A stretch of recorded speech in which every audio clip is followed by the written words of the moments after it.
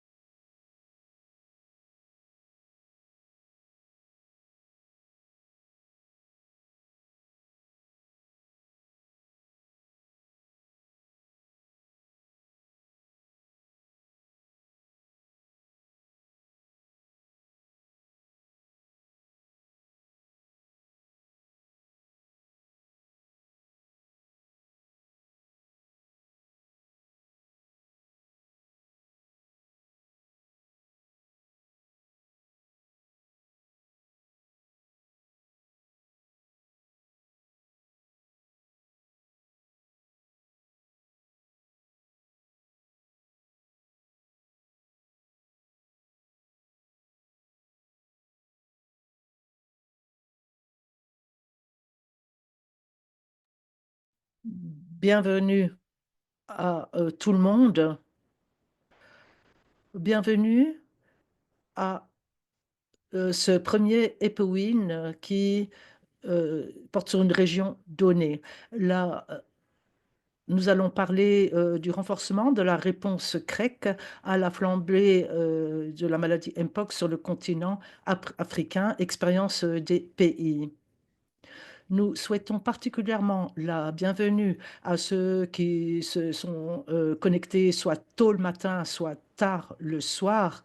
Et ceux d'entre vous qui ne connaissent pas EPIWIN, il s'agit du réseau d'information pour les épidémies de l'OMS. Nous voulons que l'information soit bien comprise et bien claire. C'est dans le cadre d'une collaboration entre le CDC Africa, l'UNICEF, RFSC et l'OMS que nous organisons ce webinaire. Nous avons des représentants de toutes ces organisations qui vont s'adresser à vous. Sachez que ce webinaire est enregistré. Nous partagerons l'enregistrement sur le site web avec vous après le webinaire et nous pourrons l'envoyer également par courrier électronique, ce qui durera un peu plus longtemps compte tenu de nos ressources limitées. Bon, si vous souhaitez poser des questions, n'hésitez pas à les poser dans l'icône questions-réponses, Q&A.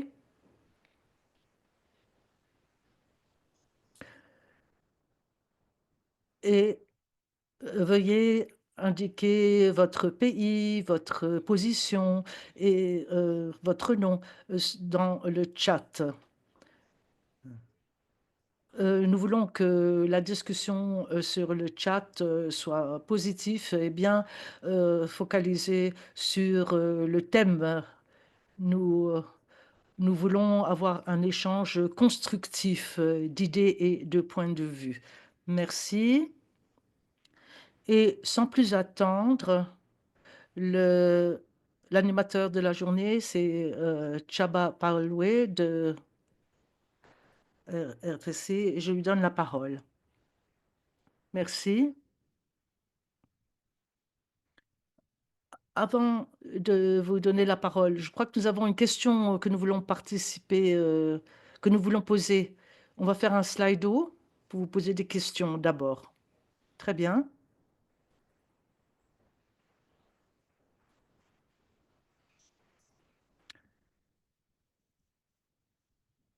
Je vais partager mon écran.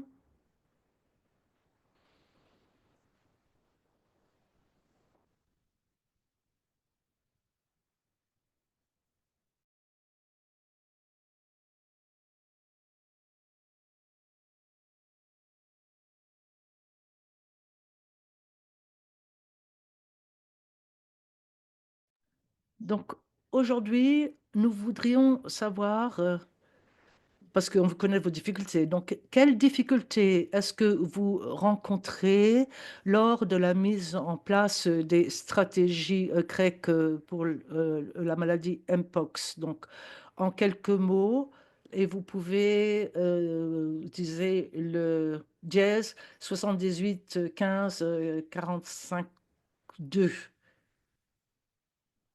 ou alors vous scannez le code QR pour répondre à cette question. Donc veuillez, dans vos mots, indiquer quelles sont les difficultés que vous rencontrez lorsque vous, devez mettre en œuvre des stratégies CREC, pour, la maladie Mpox.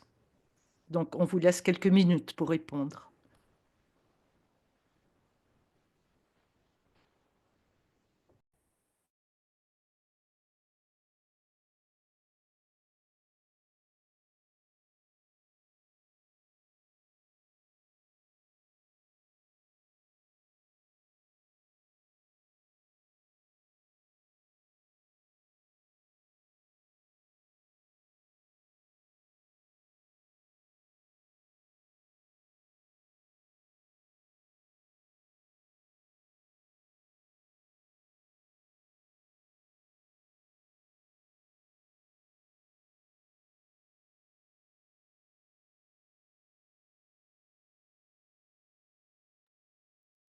Il semblerait que la stigmatisation et la discrimination, manque de financement, tabou qui est lié à la stigmatisation et la discrimination. Le Mpox n'est pas une priorité, manque d'informations ou informations incomplètes. Mais j'espère que justement, on va, grâce à notre réseau EPI, combler donc cette insuffisance de données. Merci beaucoup. Et j'espère que nous allons aborder les problèmes que vous avez mentionnés un peu plus tard. Je vais garder ouvert le Slido, donc continuez à donner vos réponses au slido.com dièse 78 15 452 et continuez à donner vos réponses. Je vais arrêter mon partage d'écran et donner la parole à Chabi. Merci, Supriya. Merci à l'équipe. Nous sommes très heureux de vous voir si nombreux.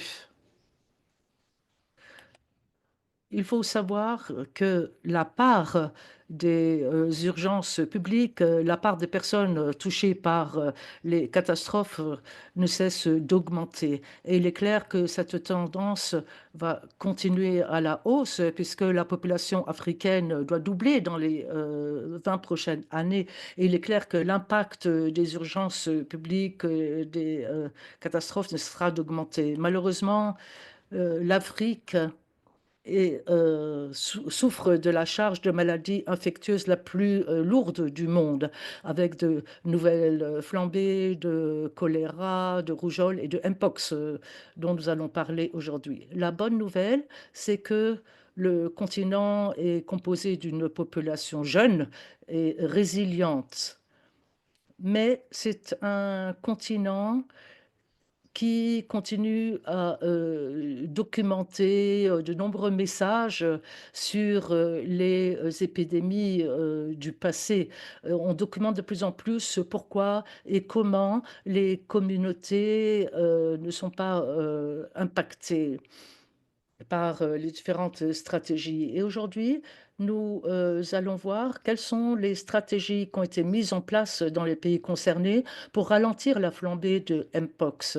Nous avons Monsieur Parfait, Dr Parfait Shingiro, qui est président du comité CREC, qui représente Burundi. Nous avons Michael Okali, qui est le responsable du Centre nigérian pour la lutte contre la maladie, et Dr Pierrette Moumadi, qui est membre de la représentant la RDC.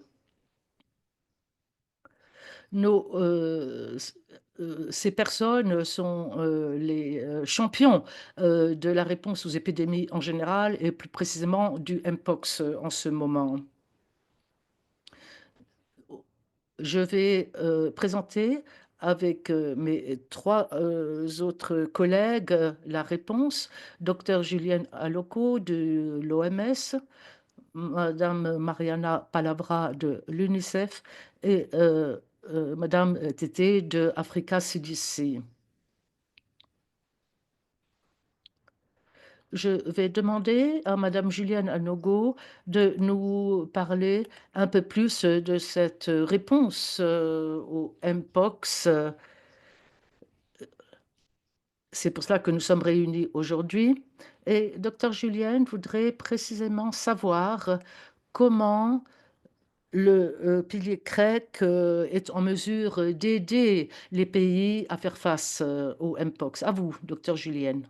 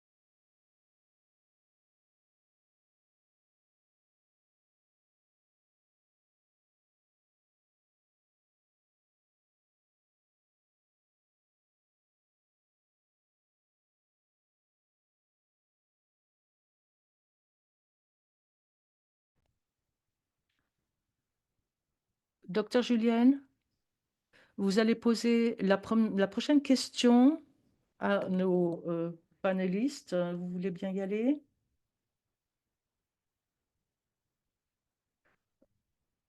Peut-être que vous pouvez demander à quelqu'un d'autre de poser les questions. Donc, la question s'adresse Docteur Parfait, Docteur Okali et Madame Pierrette. Donc, je vais vous poser la première question et je vous demanderai d'être le plus bref possible. Donc, vous aurez 3 minutes pour répondre à chaque question. L'épidémie de Mpox, tout comme les autres épidémies, est remarquable par la prolifération des rumeurs, de la désinformation et d'infodémies, autant en ligne que hors ligne. Est-ce que vous pouvez nous dire comment vous répondez à l'infodémie dans vos pays respectifs? Je reprends en français.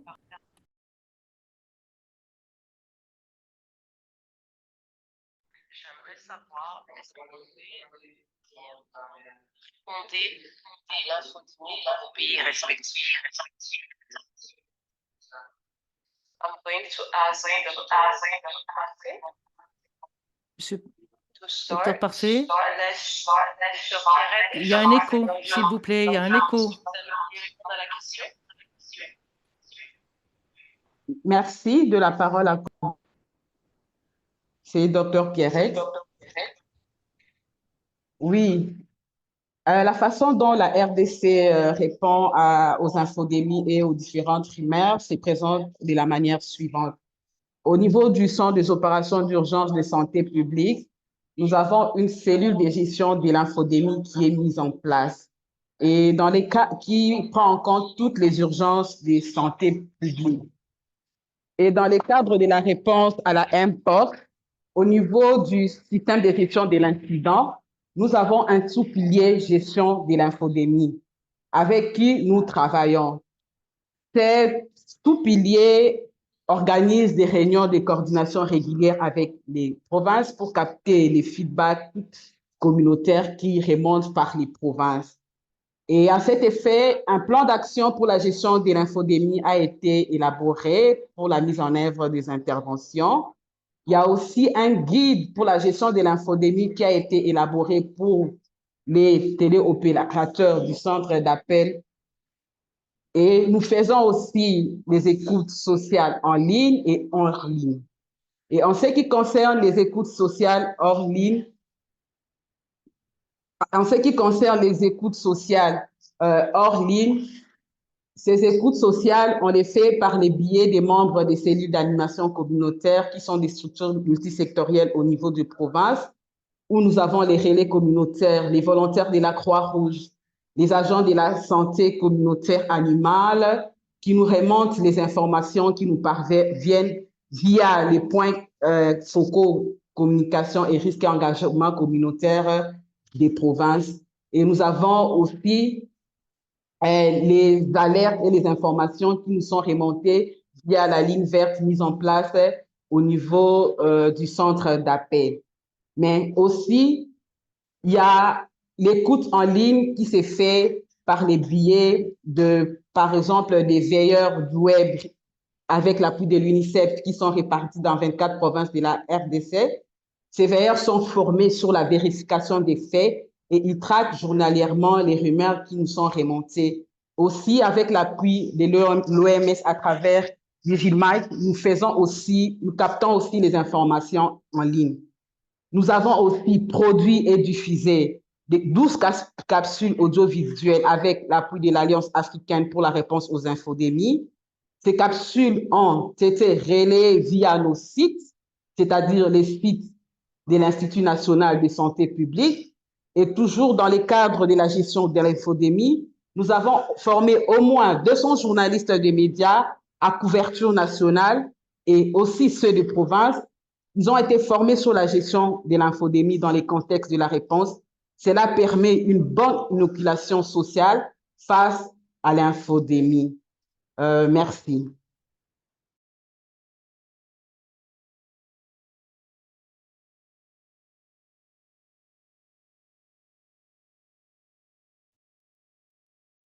Bon après-midi à tout le monde.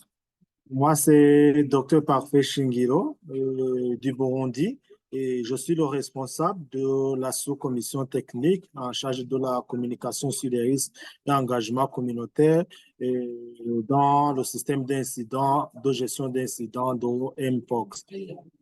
Et pour répondre à la question, permettez-moi d'abord de spécifier que dans la gestion de cette épidémie de Mpox ici au Burundi, le pays a mis en place une stratégie nationale de communication sur les risques qui est axée sur quatre éléments, à savoir la recherche et collecte des données socio-comportementales et un mécanisme de feedback, gestion des rumeurs, écoute sociale et plaidoyer.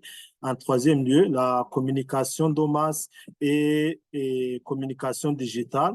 Et en quatrième lieu, l'engagement communautaire, la communication interpersonnelle et participative. Donc, pour le deuxième élément, qui est le mécanisme de feedback, mais la gestion des rumeurs, il s'agit de mettre en place un mécanisme de surveillance des rumeurs et de faire une collecte et analyse régulière des informations afin qu'on puisse adapter de façon régulière nos messages et nos stratégies. Donc, cette stratégie ou bien cet élément de gestion de rumeurs, gestion de l'infidémie, et se base sur, je dirais, de façon principale sur quatre éléments. Et la première, c'est la configuration elle-même du système de santé qui est décentralisé jusqu'au niveau communautaire et autour des agents de santé communautaires. Et ces agents de santé communautaire constituent un pont entre le système de santé et la communauté. Donc, les informations entrent et sortent par le biais de ces agents de santé communautaire. Et la deuxième stratégie, c'est que le pays a mis en place une stratégie d'écoute sociale et de feedback communautaire afin de suivre les connaissances des communautés sur la maladie et ses préoccupations. Et cette stratégie, elle est axée sur des mobilisateurs digitaux qui ont été formés, identifiés et formés avec l'appui de différents partenaires. Et puis, ces mobilisateurs digitaux, ils partagent des informations essentielles sur l'épidémie à travers les réseaux.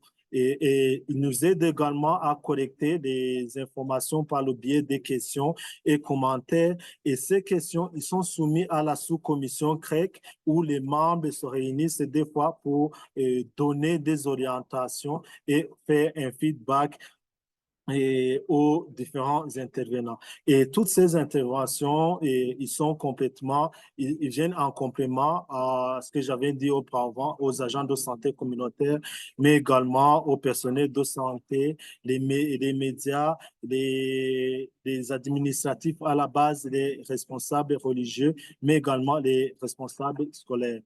Et l'autre stratégie dans la gestion d'information de l'infodémie, c'est qu'on a mis un cadre de collaboration, surtout avec la Croix-Rouge, mais d'autres relais communautaires pour profiter du réseau des volontaires qui sont déployés sur le terrain. Et cela se fait même par le biais des boîtes à suggestions dans les formations sanitaires, des focus group sur les retours d'informations et les focus group sur les retours d'informations. Et pour coiffer tout cela, et il y a des communiqués au public qui sont faits par une autorité du ministère parce qu'il y a une enquête qui avait été menée dans la communauté. Il a été prouvé que parmi les canaux d'information les plus privilégiés et les plus écoutés ou dont la population a dans lesquels la population a le plus confiance, ce sont les autorités du ministère. Donc, on exploite également ce canal avec des diffusions des notes d'information qui sont relayées par les médias, mais également qui sont relayées au niveau des églises et au niveau des administratifs à la base. Je vous remercie.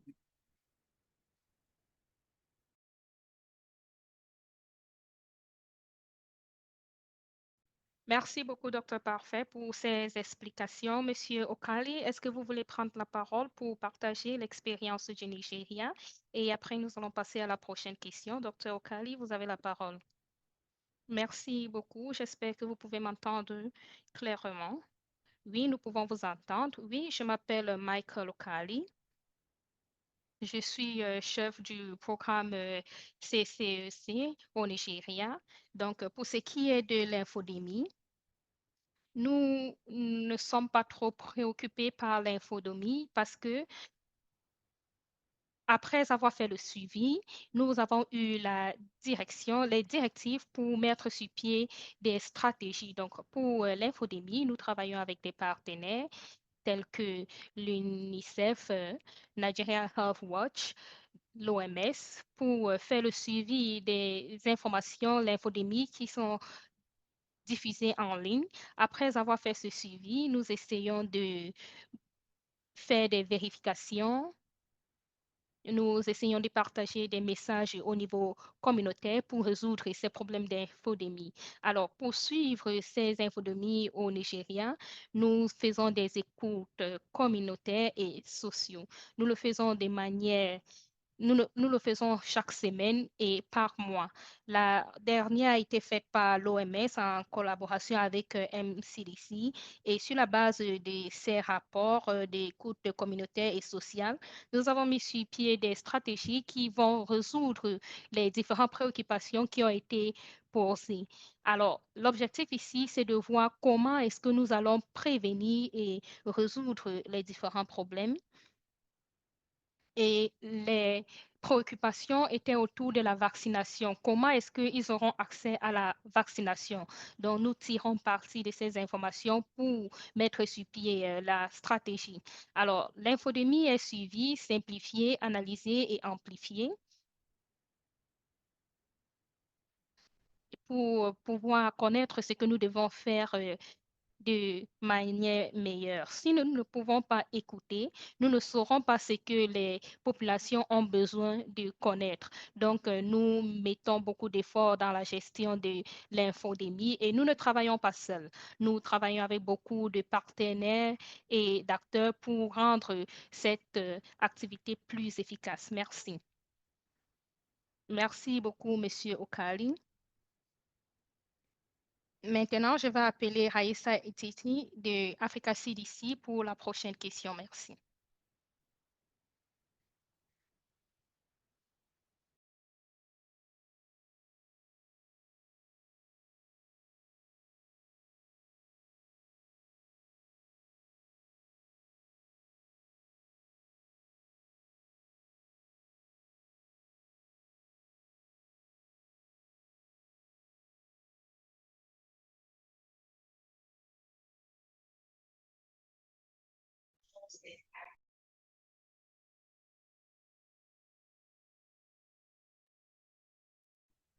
Merci, Madame Raïssa, de la parole accordée. D'entrée de jeu, je vais vous dire que j'ai participé à la supervision du premier passage de la vaccination avec une communication qui a été bien faite. Et l'élément positif que j'ai eu à constater, c'était que on n'a pas eu trop de résistance, de réticences par rapport à cette vaccination contre la Mpox pour le premier bloc. Donc, on a plutôt constaté une adhésion massive des populations cibles qu'on devait vacciner. Et dans le cadre de la vaccination, nous avons élaboré un plan d'action de communication spécifique à la vaccination. Ce plan a été élaboré en prenant en compte les orientations stratégiques de vaccination du plan de vaccination lui-même. Donc, en se basant sur les éléments du sondage fait par l'UNICEF à travers les YouTube Reporters, qui avait relevé que 75% des répondants acceptaient le vaccin. Donc, pour montrer vraiment l'importance d'une bonne communication lorsqu'elle est bien faite et les communautés sont bien informées, ils prennent des décisions éclairées et adhèrent facilement aux interventions que nous menons. Et aussi, les résultats des rumeurs et des informations collectées à travers les différents outils nous ont permis de faire des recommandations pour améliorer nos interventions sur terrain. Et aussi, dans le cadre de la vaccination au niveau du pilier CREC, nous avons élaboré différents messages spécifiques pour nos populations cibles. Et ces messages ont vraiment généré cette demande vaccinale à travers les supports de communication qui ont été diffusés dans les 26 provinces lors du premier passage. Nous avons aussi eu des séances de mobilisation sociale avec des panels, des professionnels de santé, avec des activités d'engagement communautaire, surtout en faveur de populations clés, qui étaient aussi notre cible de vaccination lors du premier passage. Nous avons eu à travailler avec les leaders, par exemple, des MSM, des PS, dont les professionnels de sexe, des hommes ayant les rapports sexuels avec les hommes. Donc, on a eu à travailler, à les briefer. Même pour le premier passage, on n'imposait pas. C'est-à-dire, les gens devaient se déplacer pour les sites de vaccination. Mais avec eux, nous sommes allés vers eux. On leur demandait quelle était la méthode qui les arrangeait le plus. Des fois, on a déplacé les vaccinateurs vers les lieux pour le faire vacciner. C'était tout juste pour obtenir leur engagement. C'était vraiment une collaboration, un partenariat qui a suscité une adhésion massive à cette vaccination.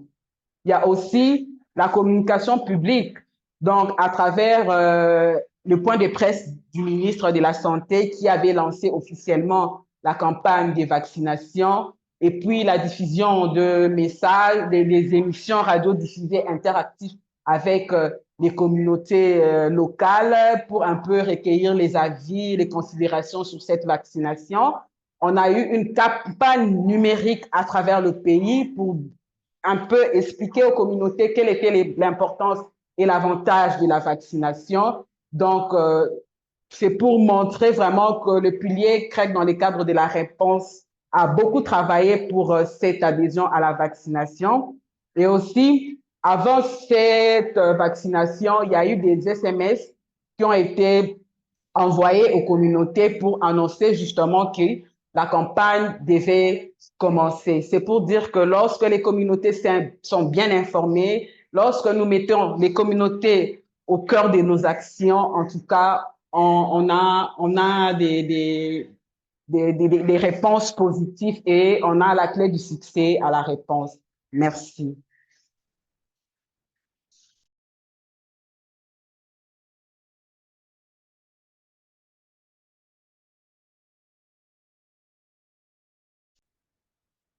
Merci beaucoup à vous deux. La prochaine question, je vais demander au docteur Julienne de partager la prochaine question à Monsieur Okali, Monsieur Parfait et Madame Pierrette. Docteur Julienne, vous avez la parole.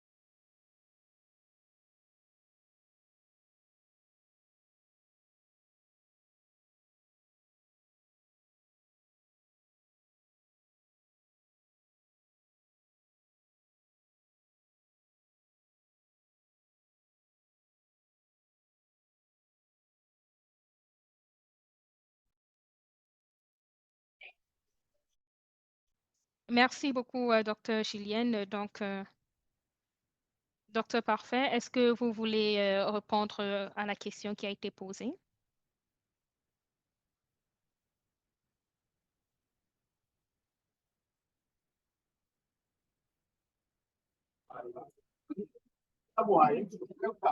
Oh, bonjour, encore une fois, et merci pour l'opportunité. Et par rapport à cette question, et comme je l'avais dit auparavant, nous avons l'opportunité ou bien la chance d'avoir un système de santé qui est décentralisé autour des agents de santé communautaires. Donc, dans toutes les activités visant l'engagement communautaire, ils sont centrés sur ces agents de santé communautaire et en appui avec les différents relais communautaires comme les volontaires de la Croix-Rouge et les mamans lumière, les responsables des 10 ménages qui est une circonscription administrative qui va même jusqu'au ménage. Donc, dans le but de faire d'impliquer beaucoup plus la communauté, nous sommes y allés à différents niveaux, en commençant par les points focaux communautaires et les techniciens de promotion à la santé qui supervisent les activités des agents de santé communautaire et avec le briefing, mais également en intégrant des chefs d'antenne de l'Office burundais pour la protection de l'environnement, ceci dans le but de travailler dans un cadre de One Health. Et puis, après les techniciens de la promotion de la santé, il y a l'implication des agents de santé communautaire et des volontaires, des mamans lumière, les chefs des associations et sur les thématiques en rapport avec la communication sur les risques d'engagement communautaire. Donc, ce sont ces leaders même qui sont déployés sur le terrain et qui vont faire impliquer la communauté. Et ces leaders ou bien ces agents de santé communautaire, ils vont accompagner le processus de dialogue communautaire, la co-création pour pouvoir obtenir un engagement effectif dans la lutte contre le Mpox. Également, on essaie de promouvoir la création des clubs de santé au niveau des écoles, et étant donné même que les responsables scolaires, que ce soit les directeurs d'internat, les préfets des études, ont été intégrés dans l'approche de la communication sur les risques en milieu scolaire. Et concernant la population clé, et donc la contribution dans l'arrêt de la transmission sexuelle. Et nous sommes en train de préparer un cadre de consultation avec les partenaires qui sont engagés dans la lutte contre le VIH et pour obtenir des activités qui sont intégrées à partir de l'expérience de ces programmes. Et ces programmes ont également l'avantage d'avoir des réseaux de personnes et des personnes clés. Donc, si on pouvait les engager et les associer, que ce soit dans la prise en charge et dans la communication sur les risques, on pourra arriver à une synergie d'intervention et atteindre ces personnes spécifiques et coordonner nos interventions pour faire face à la propagation de la maladie à travers que ce soit les rapports sexuels, mais également éviter les stigmatisations liées à la transmission sexuelle.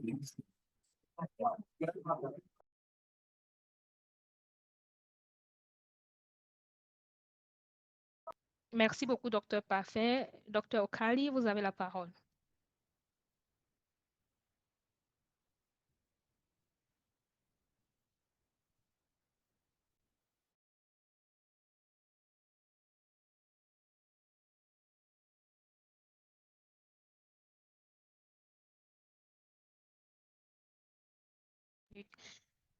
Dr. Okali, est-ce que vous pouvez nous entendre? Vous avez la parole. Oui, est-ce que vous pouvez m'entendre?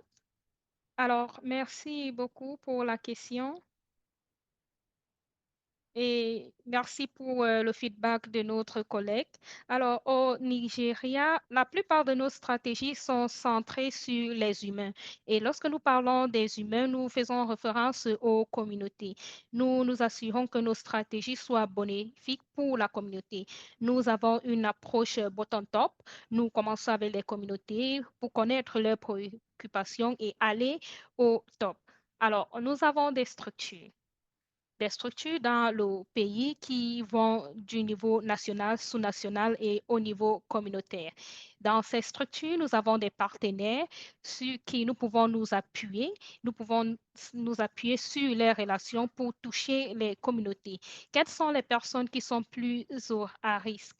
Nous avons des officiers communautaires qui sont multisectoriels. Nous parlons de l'agriculture, du partenariat de l'UNICEF. Nous avons plusieurs partenaires et ils sont déjà présents dans ces communautés. Alors, nous nous appuyons sur la relation qu'ils ont avec les membres de la communauté pour discuter avec eux, avoir des réunions des FGD et avoir des interviews clés qui nous permettront de connaître les préoccupations de ces différentes populations communautaires.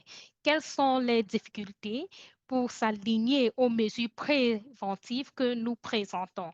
Alors, lorsqu'ils présentent ces préoccupations, nous discutons avec eux pour avoir des solutions. Donc, c'est un peu comme une analyse de besoins parce que nous permettons à ces différentes communautés de donner des solutions pour leurs problèmes.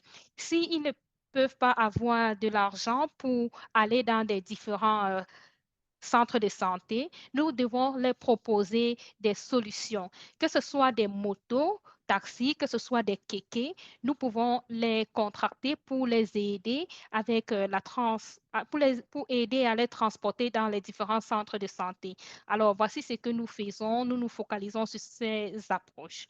Alors maintenant, pour ce qui est des populations clés, ce sont des populations qui sont très sensibles parce qu'ils ne permettent pas aux personnes qui viennent des structures externes pour discuter. Nous avons des partenaires qui travaillent avec eux. Nous avons des partenaires qui travaillent avec ces populations clés. Donc, nous nous appuyons également sur cette relation pour qu'ils puissent discuter avec ces populations clés pour connaître les défis. Et à travers cette structure, nous essayons de les donner les différentes interventions qui vont de la formation et l'intervention. Donc, voici comment nous réussissons à toucher les différentes communautés. Et voici le centre de l'intervention du Nigeria. Merci. Merci, Monsieur Okali. C'était très bien. Madame Pierrette, vous voulez prendre la parole? Merci de la parole accordée. Pour la RDC, je voudrais d'abord signaler que cette réponse contre cette pandémie, cette épidémie qui est la Mpox, c'est une opportunité qui nous permet de renforcer la dynamique communautaire. Donc, en RDC, cette dynamique est fonctionnelle à tous les niveaux de la pyramide sanitaire, partant des cellules d'animation communautaire avec les relais communautaires, les agents de la santé communautaire, animale, les volontaires de la Croix-Rouge et les éco-gardes. Donc, il y a cette dynamique qui est mise en place avec les comités de développement, c'est-à-dire les comités de développement selon l'approche village.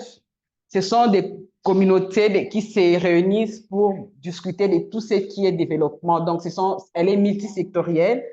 Il n'y a pas seulement les aspects de la santé humaine, il y a la pêche et l'élevage, environnement, l'éducation.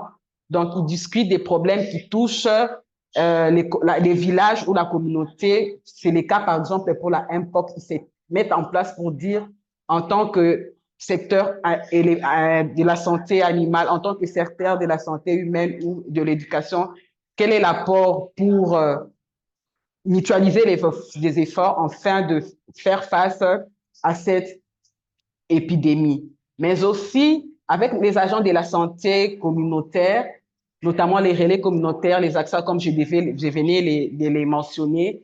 Il y a des visites à domicile dans le cadre de cette réponse qui sont faites de manière journalière, c'est-à-dire les porte à porte. Ces agents passent de ménage en ménage. Ils ont un message sur les modes de transmission, les mesures de prévention de la maladie, les référencements des malades, quand on a les signes, où est-ce qu'on doit aller se faire soigner. Donc, ces agents communautaires font des visites à domicile, mais aussi des dialogues communautaires avec les communautés. C'est donc une communication de proximité, tout ça dans le but de renforcer aussi la surveillance à base communautaire afin de détecter précocement les cas de Mpox dans la communauté et orienter les patients pour une meilleure prise en charge. Donc, des partenariats solides sont mis en place avec des associations, par exemple, des jeunes, les femmes, les écoles. Nous travaillons aussi avec les leaders religieux, les chefs coutumiers, donc toutes ces catégories de personnes. Nous tissons des partenariats avec eux, donc les motards, les taxis, la société savante avec les infirmiers, le médecin, pourquoi pas les chasseurs, les éco-gardes qui constituent aussi une cible dans le cadre de cette vaccination. Tout ça, c'est dans les buts de renforcer cet engagement communautaire. Donc, toutes ces catégories citées ont été briefées et renforcées en capacité. Vous le savez bien que moi, par exemple, avec la circulation du clade 1B en RDC, notamment dans les Sud Kivu, même à Kinshasa, il y a co-circulation du clade 1A et 1B. Donc, l'approche est maintenant centrée plus vers les populations clés et d'autres stratégies de communication sont mises en place pour cette catégorie des personnes parce qu'avec eux, il faudrait une communication spécifique. Nous ne travaillons pas seuls, nous travaillons avec le Programme national de lutte contre le VIH-Sida. C'est un programme qui nous appuie avec ces catégories de personnes parce qu'ils en ont déjà l'expertise avec la paire éducation. Donc, nous travaillons avec les programmes de VIH-Sida qui nous accompagnent dans la mise en œuvre des activités avec les populations clés. Mais il faudra aussi rappeler, comme je l'ai dit, l'importance de la ligne verte, le 151, qui est mise en place dans le cadre de la réponse à la Mpox. À travers cette ligne verte, nous avons aussi des alertes des cas suspects provenant de la communauté avec le renforcement des téléopérateurs qui nous remontent aussitôt les informations venant des communautés. Il y a des communautés qui appellent pour dire j'ai tel signe, qu'est-ce que je fais, comment je dois faire. On les oriente au niveau de centres de santé.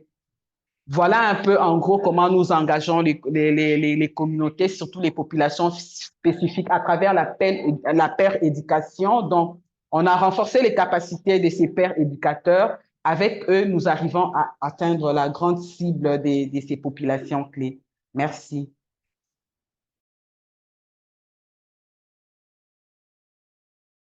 Merci beaucoup, Dr. Pierrette. Je vais passer la prochaine question au Dr. Mariana de l'UNICEF. Dr. Mariana, vous avez la parole. Merci. J'essaie de voir si vous pouvez me voir. Nous pouvons vous voir. Merci, Dr. Mariana.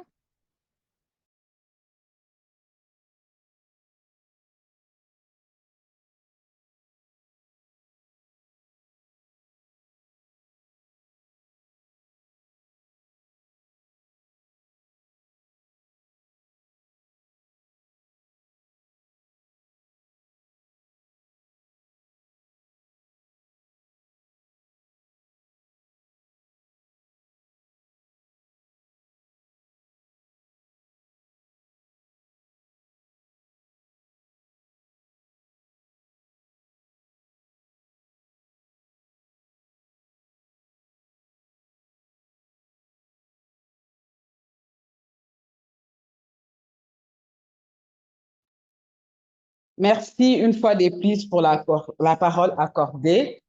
Des initiatives sont mises en œuvre au niveau de la RDC pour renforcer la communication ciblant les enfants. Ici, d'entrée de jeu, je voudrais signaler que nous travaillons en étroite collaboration avec le Programme national de santé scolaire et universitaire, qui est un programme qui a l'expertise en la matière, qui nous accompagne pour atteindre cette cible.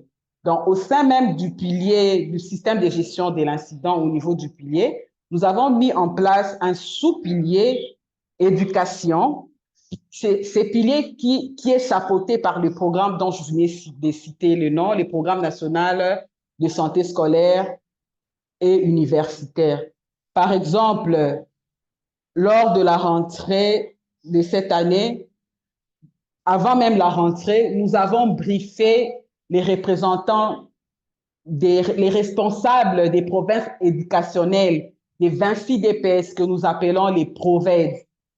Donc, c'est-à-dire, ils ont été réunis ici à Kinshasa. Nous les avons briefés sur la maladie, le mode de transmission sur les mesures de prévention sur plusieurs aspects.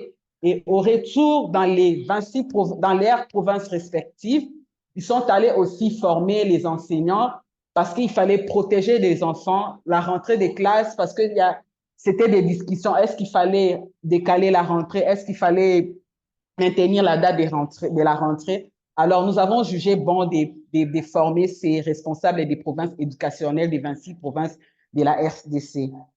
Non seulement ça, nous avons aussi implémenté les activités de haut niveau en impliquant les ministères de l'enseignement primaire et secondaire, aussi à travers les différentes écoles, pour rappeler aux responsables, les ministères de tutelle qui ont en charge l'enseignement primaire et secondaire, sur les mesures qui devaient être respectées pour éviter les contaminations dans l'école.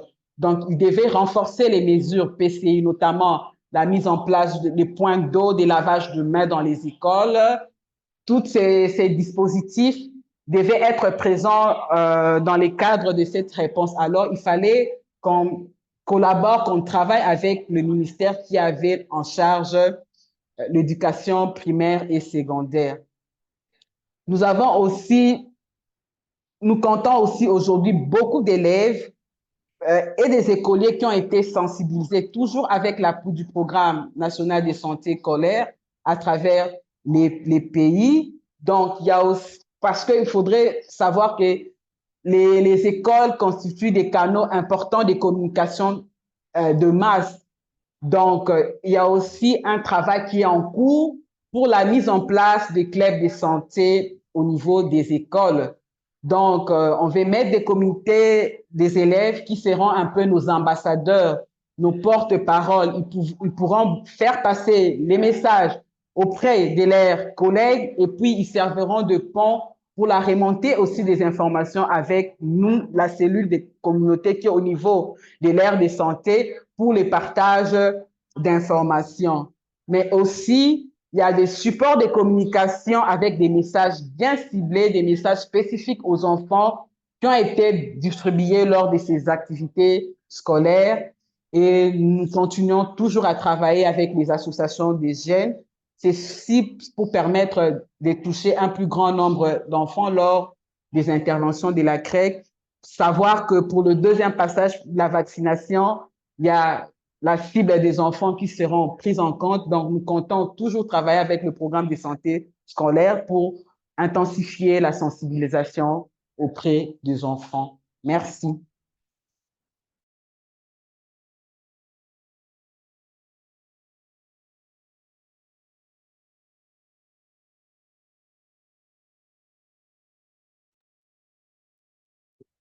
Merci encore une fois pour la parole.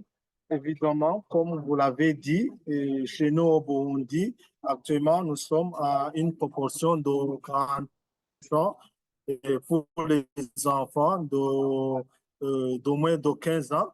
Et à ça, diamétralement opposé, on se rend compte même que actuellement, on a une proportion de 29,1% juste pour la tranche d'âge de 20 à 30 ans.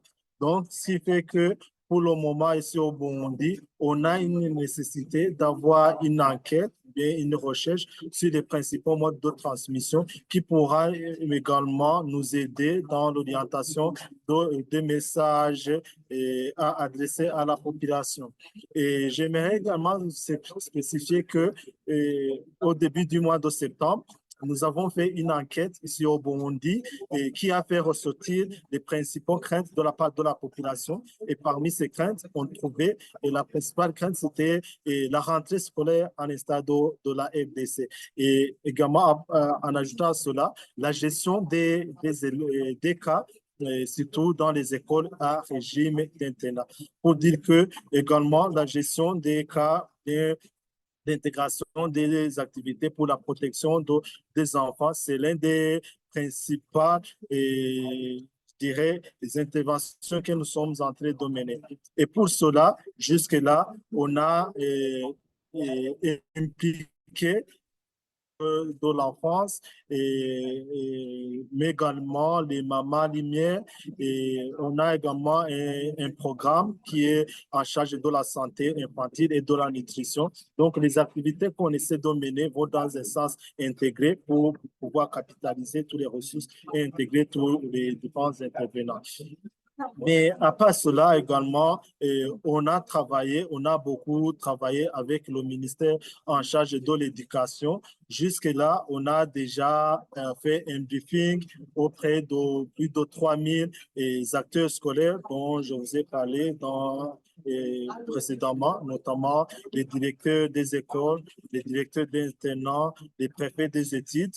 Et ceux-là ont été identifiés dans à peu près 1070 écoles, que ce soit les écoles primaires, mais également les écoles à régime d'internat.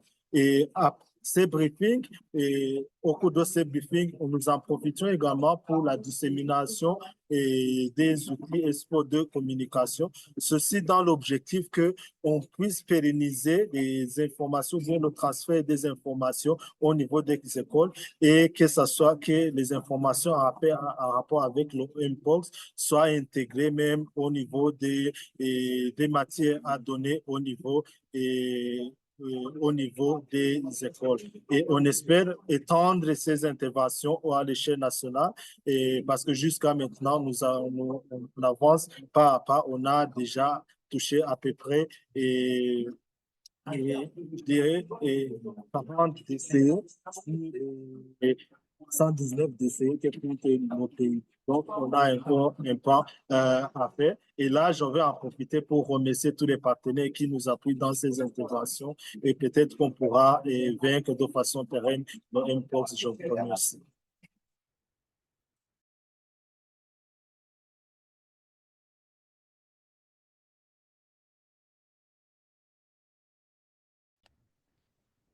Merci beaucoup, docteur Parfait, docteur Pierrette et Mariana. Et je vais demander qu'on pose la prochaine question au Nigeria. Merci. Merci. Il est clair qu'on ne peut pas organiser de riposte sans avoir des données. Donc, c'est une question que j'ai posée au Nigeria concernant les données. La recherche sociale et comportementale nous permet de mieux comprendre les modes de transmission au sein des familles et des communautés, mais également de savoir comment les populations répondent et tentent de prévenir le Mpox dans leur foyer. Est-ce que vous pouvez nous dire quelles sont les mesures que vous avez prises pour collecter les données sur les aspects sociaux et comportementaux au Mpox au Nigeria? Et nous dire si vous avez pris des mesures pour tenter de surmonter la barrière aux mesures de prévention. Le son est coupé. Oui, le son a été coupé. Je n'ai pas entendu la dernière partie de votre question, s'il vous plaît.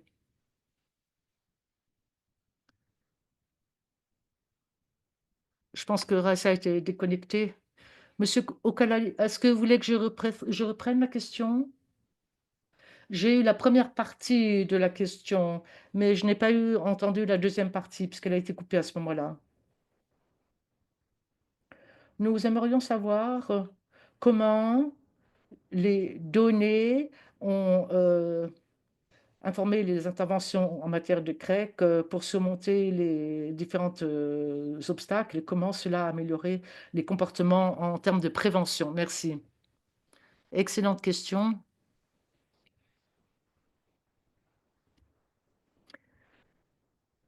Il est clair qu'on ne peut pas élaborer de stratégie ou d'intervention sans nous baser sur des données. C'est comme tirer à côté de la cible. Et donc, nous avons vraiment décidé de collecter des cibles à partir des piliers de surveillance, à partir des bureaux nationaux des statistiques, les différentes agences, auprès de tous les partenaires avec lesquels nous travaillons. Et c'est sur la base de ces données que nous travaillons.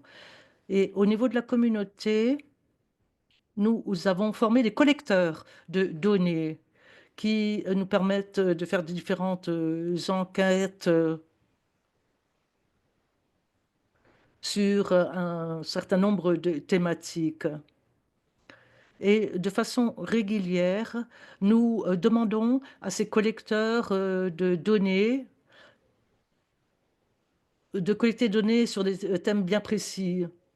Par exemple, lorsque le vaccin a été introduit au Nigeria, beaucoup d'enquêtes ont été faites avant même qu'on reçoive le vaccin pour essayer de voir si la population allait accepter ce vaccin ou s'il y avait une récalcitrance. On voulait savoir ce qu'ils en pensaient.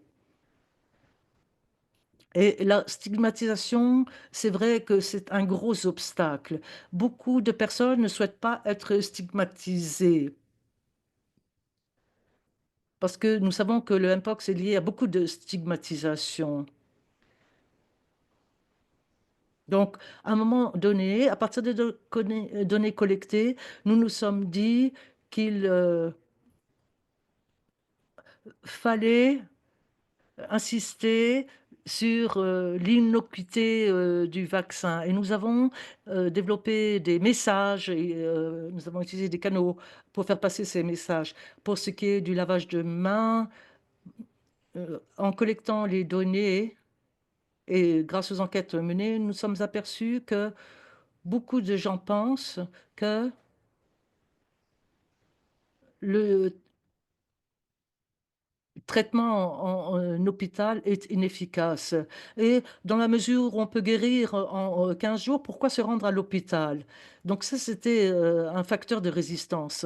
Donc nous avons fait du plaidoyer dans les hôpitaux pour réduire le coût du traitement, pour encourager les malades à se rendre aux hôpitaux. Donc vraiment, ces données collectées ont vraiment façonné notre CREC en matière de Mpox au Nigeria.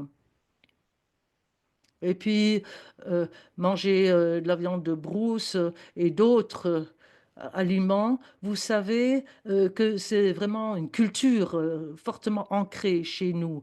Et donc, les messages ne pourraient ne pas tenir compte de ces comportements liés à la culture. Et nous avons fait en sorte que nos messages tiennent compte de ces traditions.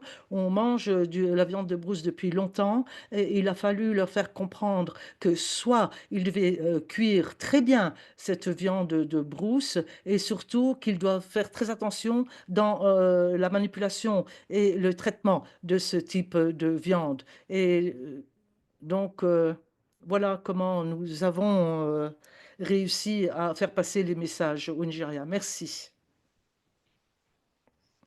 Merci, Monsieur Okali. Très intéressant. Et merci à vous tous, d'ailleurs, d'avoir pris le temps nécessaire pour répondre à nos questions. Nous avons regardé la boîte questions-réponses. Nous avons répondu à la plupart des questions qui ont été posées. Et étant donné qu'il nous reste un peu de temps, je souhaite poser une question à tous les panélistes. Est-ce qu'ils peuvent répondre à une question qui a été posée? C'est Monsieur Maligawari.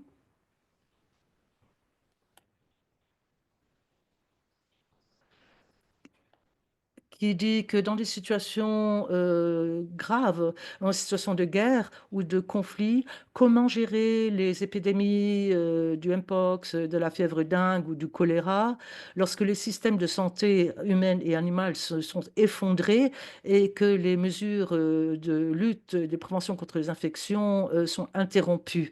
Alors, je ne sais pas si l'un des orateurs invités peut répondre à cette question. Monsieur Parfait, Monsieur Okali, Madame Pierrette, vous voulez essayer de répondre à cette question?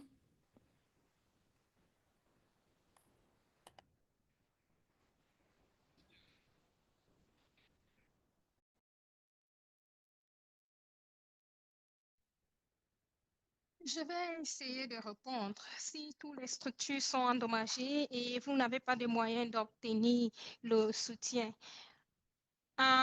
Au Nigeria, nous faisons beaucoup d'actions de coordination.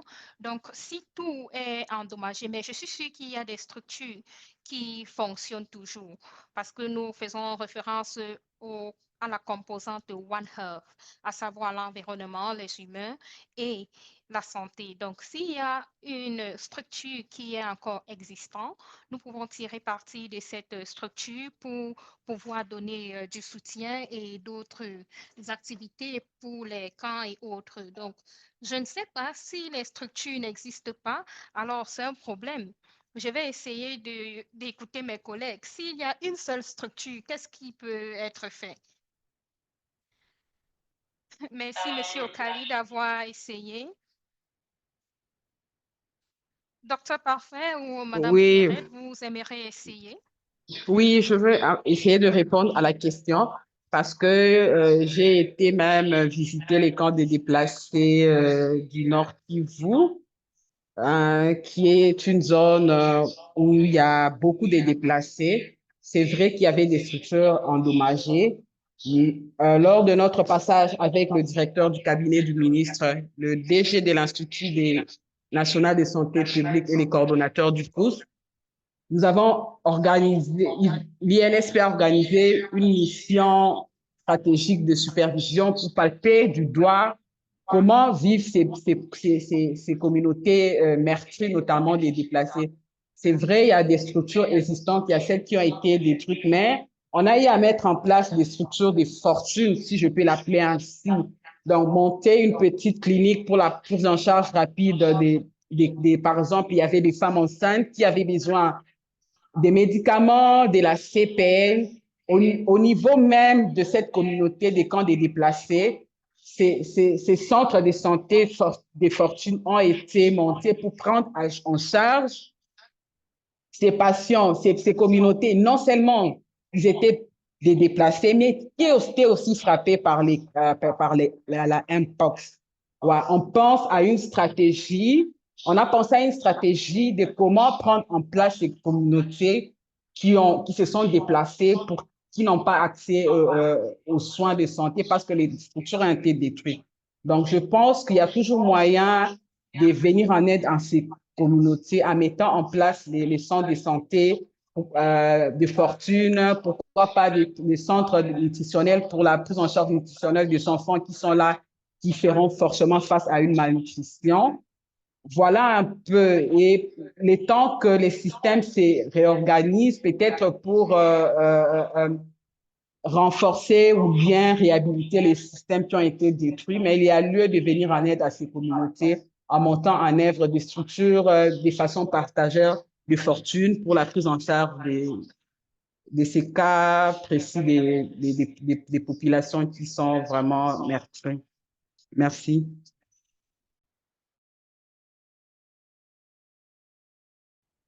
Merci, Docteur Pierrette. Monsieur Parfait, vous voulez vous lancer? Sinon, il n'y a pas de souci. Merci.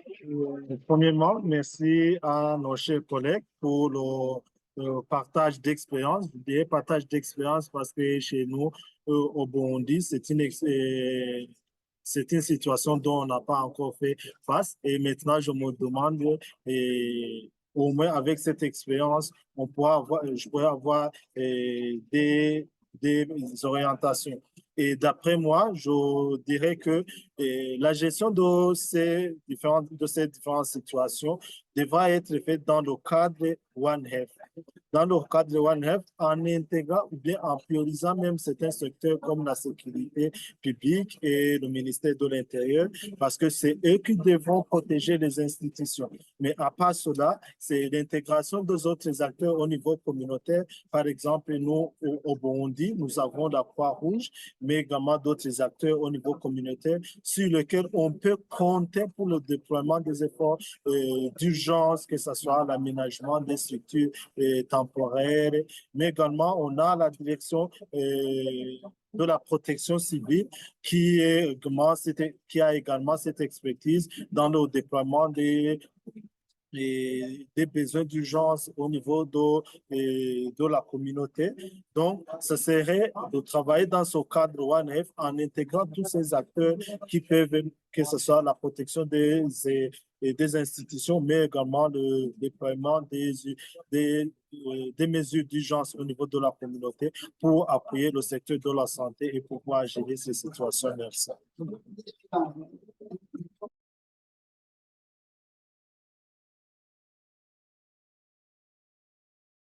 Merci beaucoup, Monsieur Parfait. Je pense que nous sommes arrivés au thème de la session questions-réponses de cet événement et je pense que c'était très intéressant et enrichissant.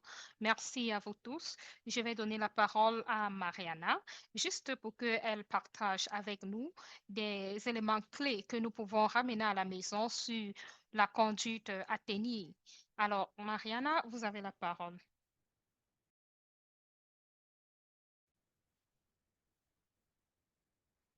Je pense que nous avons beaucoup discuté et nous avons eu beaucoup de questions sur la stigmatisation.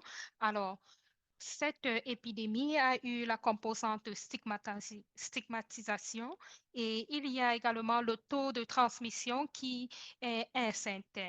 Alors, comment est-ce que nous allons prévenir et quels sont les défis que nous allons rencontrer et comment est-ce que nous allons naviguer et résoudre ces défis et travailler avec les communautés?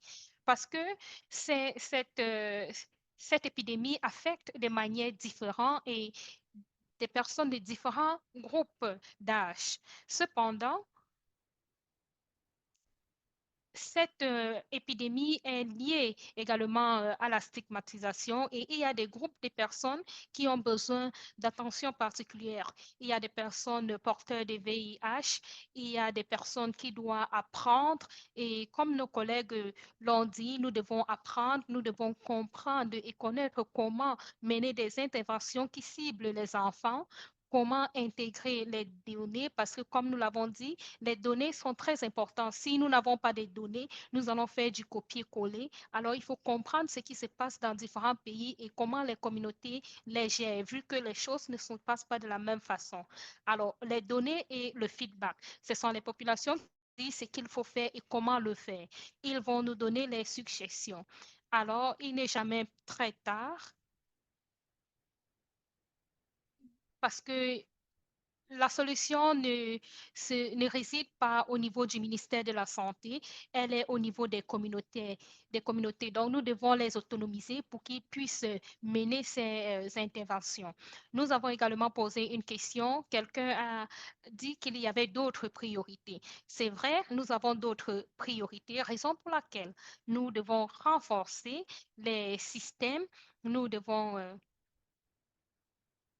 renforcer les systèmes qui existent déjà, intégrer, désolé pour le bruit de fond, nous devons intégrer les interventions dans le système qui existe. Et je pense que c'est ça, il y a plusieurs choses qui peuvent être faites, mais je pense qu'ensemble, de manière coordonnée, nous pouvons réussir et nous pouvons le faire d'une très bonne manière. Vous avez raison, Mariana. Merci beaucoup. Des éléments très intéressants ont été partagés aujourd'hui et c'était une tâche un peu difficile que nous vous avons donnée. Maintenant, je vais passer la parole à Raissa parce que maintenant, nous sommes arrivés au thème de ce webinaire et elle va nous donner nos propos de clôture. Merci beaucoup, Tiaba, distingués collègues et partenaires. Nous sommes arrivés au thème de ce webinaire et je suis tellement inspirée par la solidarité et l'engagement partagé que la RDC, le Burundi, le Nigeria ont partagé. Ils ont donné des éléments très importants. Avoir des participants du Yémen, l'Inde, Bangladesh, entre autres, démontre vraiment l'importance que vous donnez à ce problème et l'unité de vos esprits. J'aimerais exprimer mes remerciements aux différents organisateurs et aux agences partenaires et le leadership de tous les les partenaires qui ont rendu ce webinaire possible. Votre contribution a été très importante dans la mise en place et le partage des informations et des connaissances sur les stratégies pour lutter contre la mpox. Donc, ensemble, tirons parti des informations qui ont été partagées, créons la résilience qui sauve des vies. Au nom du pilier CREEC, je vous remercie. Merci Raïssa, merci Mariana, merci Julienne, merci à nos invités qui nous ont donné des réponses très intéressantes.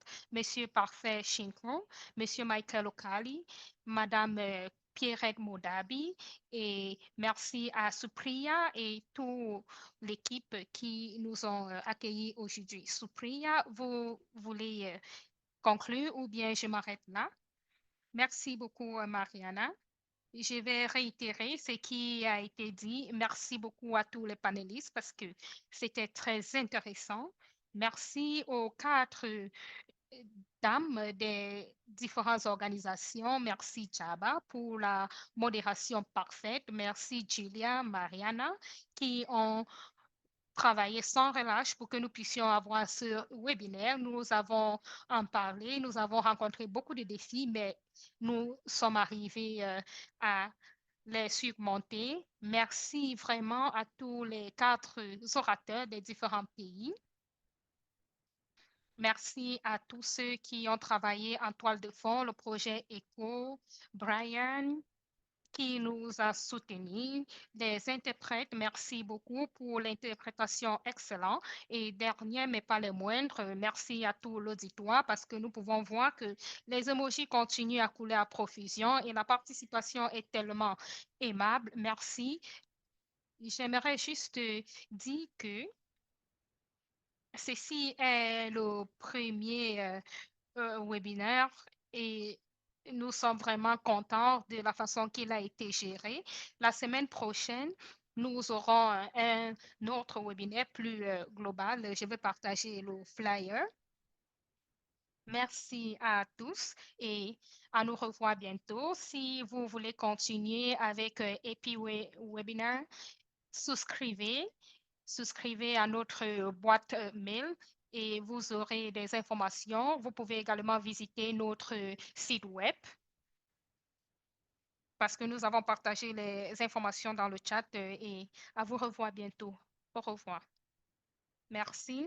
Merci beaucoup.